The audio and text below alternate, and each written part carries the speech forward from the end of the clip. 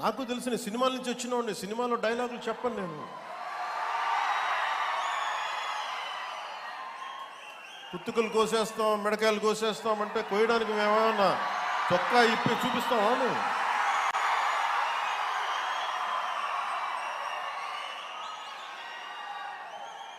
నేను సినిమాలో డైలాగులు చెప్పడానికి కూడా ఇబ్బంది పడతాను. సింహం గడ్డం గీసుకుంది, మేము గడ్డం గీసుకోలేదు.